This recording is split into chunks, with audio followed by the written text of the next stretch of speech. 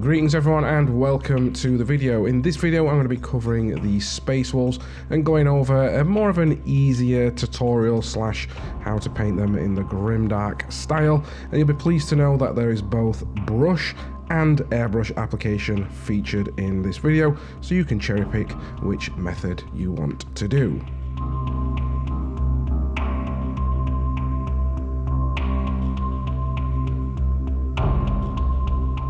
So before we jump into this video, there's just a couple of things that I do want to go over and a little bit of the future of this channel. And this tutorial is probably going to be one of the last easy tutorials that I do. And the reasoning for that is I love painting in the Grimdark style and using the techniques that I've learned, and I show a lot in my videos, especially like the long format ones. And I get that, people might struggle to do these and, it's a bit scary, but ultimately, I presume you're coming and clicking on my videos because you enjoy that style and you want to learn more about that style and progress as a painter. And that's been my goal throughout this journey on YouTube. I've always tried to push people beyond the limit, show them new and exciting techniques to be able to push forward. And I've battled now for coming up to 2 years with trying to find a nice balance between people coming on and saying, no, it's hard, can this be done that way? Do you have to use enamel? Do you have to use this? And I'm always jumping and torn between making the easy tutorials and then making the hard ones. But moving forward, it's almost limiting to myself, where I'm not able to paint in the styles and in the ways that I enjoy. So moving forward, this is probably going to be the last one where it's easy. And there's a lot of people, I get comments every day, people saying, oh, is there an easier way to do this? Is there an easier way to do that? Do you have to do this? Do you have to use that? And I hope you understand that my reasoning behind this and moving forward, I want to progress people and inspire people to paint in the style that I do, because I presume that's why a lot of you subscribe and want to see these sorts of videos. But it's almost holding me back in a way, if that makes sense, in regards to not being able to paint and do it in the ways that I like, just to try and please other people. And there are a ton of other tutorials and channels out there that do show the easy ways, like the Envy Metal style and the sponge and all them other channels. If you want to go and check them out, then please do. But moving forward on this channel, I'm only going to really be painting in my style and doing that. And if unfortunately, if people do find that hard or they don't like it, then that's fair enough. I'm not going to try and change who I am or how I paint just to try and please a small group of people that want to do it easy, or is there a way to do this with contrast paints and get this same style. It's that I can't keep trying to do that and not enjoying what I'm doing. It's not to say that I'm not enjoying, but this is going to be the last of these sort of easy tutorials. And I do think a lot of my tutorials are quite easy to follow. It's just maybe the techniques and stuff that people are not really comfortable with, because we get too used to painting in the Games Workshop style of layer, base coat, final highlight, another stage highlight. And I always try and get people out of that and to use and utilize alternative techniques within their miniature painting. So I hope that makes sense, and sorry to have a little bit of a ramble, but I just wanted to update you whilst before we start moving forward. So to start with, you'll notice that I have primed my miniatures in a brown. This is very similar to the rhinox hide, and this is because I wanted a little bit of a rusty base coat, which will slightly show throughout the painting process. If you don't have a brown primer, there are a lot of rattle can variants on the market that you can get hold of and prime them in that. Alternatively, you can just prime these in black and continue with the rest of the tutorial with no issues at all. You'll still get very similar results. So to start with, we're going to utilize the brush application, and this will result in a really nice highlighted armor, but also very pitted and battle damaged throughout the layers that we continue to get up. And to do that, I'm going to recommend using these dome type brushes, and there's many of these on the market. I've used anything from makeup sponges to other brands, and just even the cheap ones that you can get off Amazon. But I do find the Artist Opus ones are the best, and that's sort of the technique that I'm going to be using throughout this tutorial, because it's not just a case of getting these brushes and dipping it in and then stippling it on. There's a little bit more to it than that, and there may be a couple of things that you do need. But before, I'm going to try and explain it a little bit, but there's no other person that can explain this technique better. And I'm going for more like a rough look, with this, but it does also teach a way to do this where it's really nice and smooth, and with that as well it almost looks airbrushed. You know, I've met Byron at a recent convention that I went to, and looking at his models, it's very hard to tell which has been airbrushed and which hasn't with the actual techniques that he uses for this dry brushing. So as you can see, I've got like a little pot. This is a sponge which you moisten, and then also a dry palette or a texture palette which will help with the dry brushing. I'm going to alter the technique slightly as we start to go through, but I would highly recommend, and I will leave a link to the video on this tutorial, so if you want to head into the description and click that after this video and watch the the Artist Opus dry brushing technique videos, then I highly recommend heading over there and checking that out. So to start with our first colour, I'm going to get my dampening pad, which is this little tool right here, and this just holds a little bit of moisture in that you can dip your brush in, because with dry brushing, even though it's got the word dry in it, you do still need a little bit of moisture on your brush. As you can see here on my thumb, that's a little bit too much. It just wants to be slightly damp, and then I'm going to thin my paint a tiny little bit with water as well. And at this point we can start to, even just using a large brush for better coverage on all over areas, but for some of the harder to reach areas you may need to switch to a smaller brush, and especially when we get to some more of the highlights. But with the first colour, and also all the colours will be in the link in the description below, and alternatively don't feel you've got to go out and get these exact colours. I'm using a range from the two thin coats, and these are a colour match to the Citadel ones, and 90% of the paint brands do have a colour match. It's just a case of going online and looking at the charts and seeing which ones colour match. So don't feel like you've got to go out and get these exact colours. I think this is it might be Dark Reaper. I could be wrong with that one, but with the Citadel one, it's like a really darkish blackish blue, and that's the first colour that we're going to apply to the entirety of the miniature. And as you can see, I'm starting to use this stippling, and you can see that the paint's slightly moistened as we put it on. It's got that little bit of a sheen to it, which is, we're not overly watering these down, but just enough that it's it's going to transfer straight off our brush onto the miniature. And all I'm doing is just working my way around and stabbing it on to the areas as the main colours. A lot of people do this with sponges and stuff as well, which you can do that. But with this, I do like the little tiny marks that you get as you start to build up and go through. And the reason we've got that brown base coat underneath is because as we start to work around, you can sort of see little bits of it starting to show through. And you might need a couple of layers to get some nice even coverage around it. But essentially what's going to happen here is every highlight we go up. So after this one, I'm going to add a little bit of the RUSS grey to this mix. Then I'm going to come in with RUSS grey very lightly and start to stipple this around. But as we start to go up each highlight, what we're going to do is pull those highlights in tighter and tighter. Now if you're not sure where the light should be falling or where the light sources should be, just hold it under a lamp and look at the brightest points, and this will give you a good indication to where you need these to be. There's no accurate way of doing it. You don't have to be perfect with this, but if you get some nice little transitions between the light and the dark, then that's just going to help improve your mini. So essentially each layer that we're going up, we're just going to pull those highlights in tighter and tighter till we get to the final highlight, and they're just going to be concentrated and targeted into specific areas. And as you're working your way up these highlights and these points around the armour, there's nothing wrong with going back and forth as well between like the darker colours, what you've just had, and the lighter colours, just to be able to smooth out some of those transitions. And I can remember Byron teaching me a really nice way of thinning your paints even more and just getting a small amount on your brush. And you can almost stipple glaze. I'm not 100% on how to explain the technique fully, but just using a thinner mix, you can almost buff out some of those transitions where it's like a stipple glaze in a way, and it works really, really well. But because I wanted more of a pitted look to my armour, I've not done it fully because I didn't really go for the smooth transition to be able to complete this miniature. And also you can just use a mix of the stippling and dry brushing as well to catch some of those raised edges.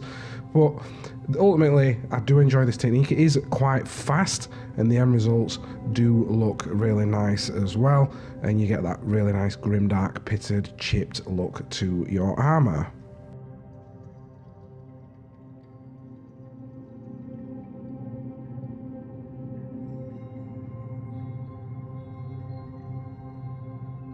Now for the airbrush application, I think it goes without saying, we're literally just going to do the exact same colours as before, but just used through an airbrush. Now I do, you know, it depends on how fast you want to do it. If you're going to do an army painting, a lot of these are probably, you could choose any. Ultimately, if you're creating a centerpiece, I like to use a blend of both. So I'll use the stipple in and then come in with my airbrush just to smooth things out a little bit. It's still to get that like chipped patina look to my armor. But ultimately, just for the airbrush one, it's using the exact same 3 colors as we've just used on that miniature, and just again, pulling in tighter for those highlights. If you're interested in airbrush, you want to learn more about it, or even if you're on the market for an airbrush or you've been thinking about getting one, go and check out a video I did on this airbrush from, I think it's Galeria, and it's a really affordable airbrush, a really good airbrush, and you get a mini compressor with it as well that'll fit straight onto your desk. So if you're worried about room and all that sort of stuff, this is a perfect introduction. It's one I use a lot now, especially when I'm, because I use a lot of lacquers and stuff like that. I can go outside, take it with me, and use that airbrush because of its portability, if that makes sense as well. However, where things change up a little bit is the shoulder pads. So the one that I use for an airbrush, I recommend keeping the shoulder pads off, as you saw right at the beginning. And I've just used AK Dirty Yellow to base coat these out. And then for the shadow areas, I've just come in with a slight glaze of contrast paint Dark Oath Flesh and just sprayed that onto the bottom to give it more of a shadow transition. But for the alternative miniature where we use the brush application, all I'd recommend doing is the Dirty Yellow, just as we did, stippled all over one of the armor sections where you might want to, if you want to paint that yellow, feel free to just stipple this on, because I did butcher it a little bit in the video. I tried something a little bit different with contrast paints, using like a pink to get some shadows, but ultimately ignore that in the video. All I'd do is just stipple the Dirty Yellow on, and then maybe glaze in a little bit of the Dark Oath Flesh for the contrast paint. So for the rest of this tutorial, we're just going to be focusing on the stippled model that I did, just the paintbrush one. As you know, everything's exactly the same in comparison to the one that we've done with an airbrush. But this is what I mean in regards to the shoulder pads. So this one ultimately did come out in yellow because I've just followed a little bit of the box art, and one of them tends to be red. So all I've done for this is just get some AK burnt red first of all and started to stipple that across the shoulder pauldrons. And if this was the yellow version that you wanted, you just do this with the Dirty Yellow. Then after that, I added a little bit of Evil Sun Scarlet to that mix for the stippled highlights.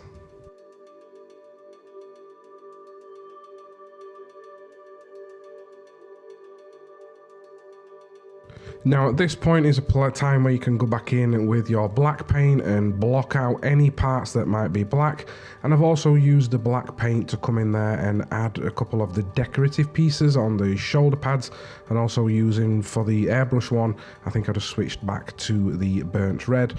And you don't have to be neat, it's just literally painting some triangles on, and all I tend to do is just draw one line to get my point, and then I just work my way in stippling.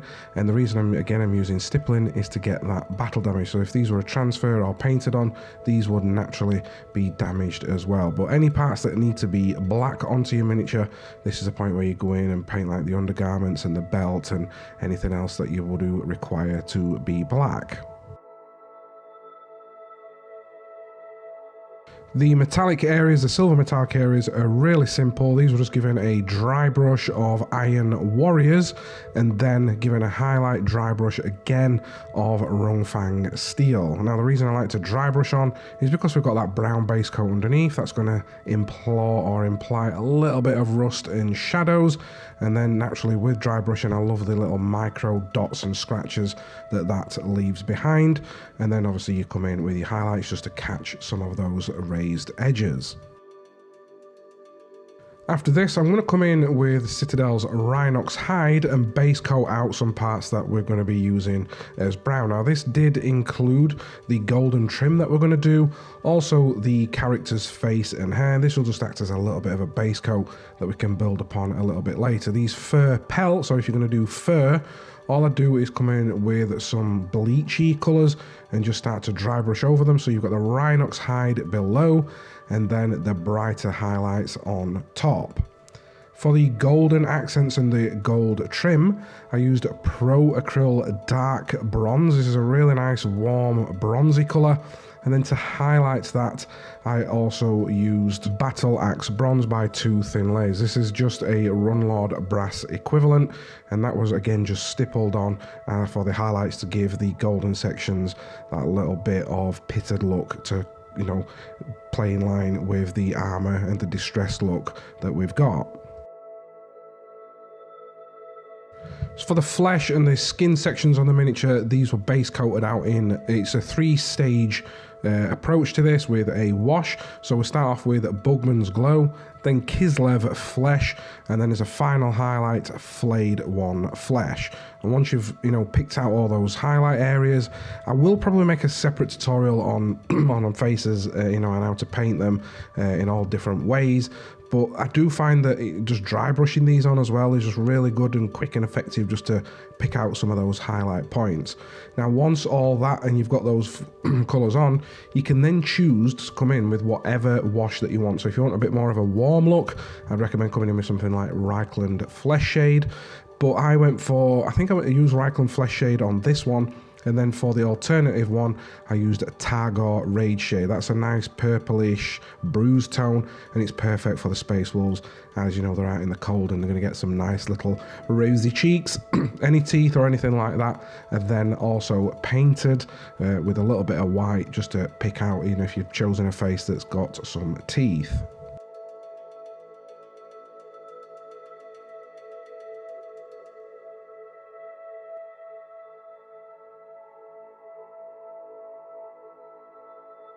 Hair was picked out first of all with Balor Brown, so I've just gone in there and again using more of a dry brush or the edge of my brush just to catch and leave some of that rhinox hide in the recesses, but just use Balor Brown. And then we're going to move back to the Dragon Fang by 2 thin coats as our highlights to give it a more of a blondish look. I mix a little bit in with the Balor Brown first, add the highlights, and then finally come in with the Dragon Fang on its own as one final additional highlight. Moving back to the armour now, and we're going to create a little bit more distress and a little bit more battle damage, and I'm going to come in with some sponge chipping of rhinox hide. Now you might notice this little weird tool that I'm holding. These are actually called, I believe they're called piercing ball holders, or I think they've got another name like an electric holder. I don't know why they're called electric, because they've got no power source, wire, or anything. They're just literally mechanical. And what it is, it's almost like a little pen, and these little claws come out and grab either your sponge or whatever it is that you need to hold. And I'd highly recommend going out and grabbing some in case you're doing kit bashing, or you want to hold little parts and stick them on if your fingers are a little bit too big for it, or even little skulls and stuff. They're really good for kit bashing, but also holding your sponge for your chipping effects. But they're super cheap and super helpful. I think I got a packet of 3 of them for around £6 here in UK, which would be about $10 or something. But just go on Amazon and type piercing ball holder or piercing holder, and these little tools will come up.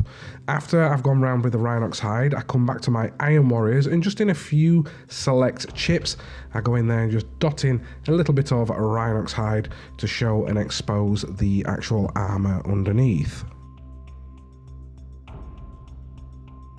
Now at this stage our miniature is almost complete. There's just one last little thing that we need to do to our miniature to complete it, and that is of course add a unifying wash to the entirety of the miniature, which will push it into that Grimdark style. It'll add some shadows, some more grime to the miniature with streaks and just some dirt buildup that you can get from your miniature.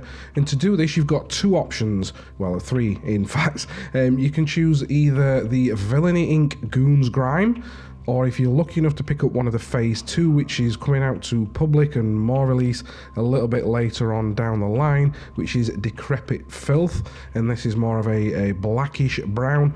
There's nothing wrong with using either of them. It's, you know, if you've got them, then please use that. I think I actually used a mix of both. I used a little bit of goons grime in some areas and a little bit of the decrepit filth on some of the other areas. Now, if you don't have the dark one and you're wanting something that's a little bit darker than the goons grime, I'd probably recommend something like an oil wash, which is the Absalom 502 smoke.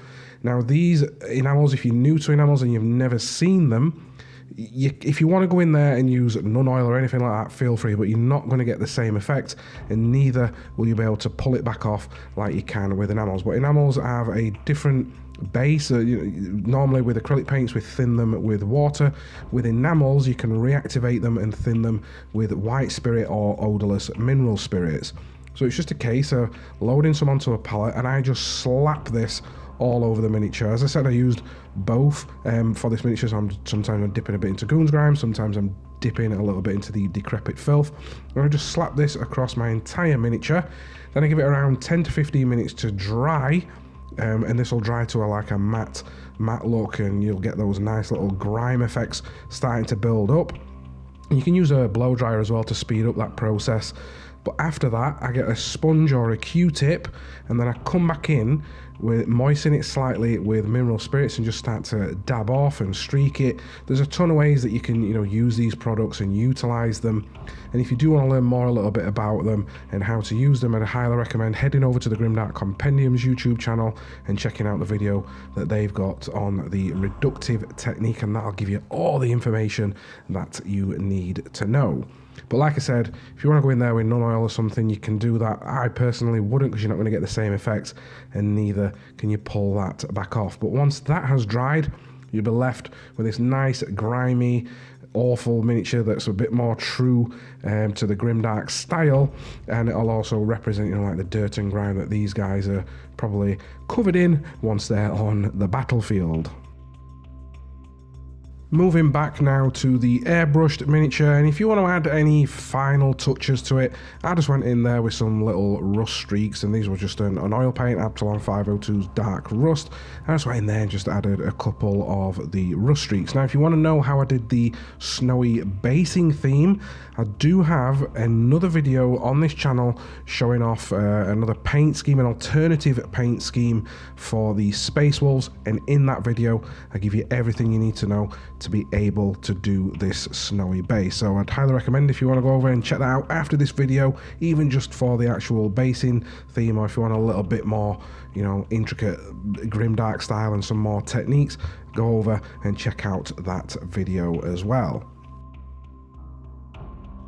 And that brings us to the end of this tutorial. So I hope you've enjoyed it. I hope you've been able to take something away from it and some inspiration. Again, I'd like to thank you all for coming along and checking this video out. I will be doing maybe 1 or 2 more videos on the Space Wolves. I'm probably going to wait for some of the newer characters to come out before I start doing some more tutorials on the Space Wolves. I do have a ton of schemes and different ways to paint them, some which I'm sure I'll be doing a little bit further on down the line. I'm thinking about opening up the members section again here on this channel. This might be additional videos, early access, and just general support to me and all that sort of stuff. But if that's something that you're interested in, you do want to see, you want a little bit more of, then hit me up in the comment section below and let me know. Also, let me know which one of these 2 schemes was your favorite, which one you're going to be using, and all that sort of good stuff. But with that said, and again, I'd like to thank you all for spending your time here. And until next time, guys, I will catch you in my next video.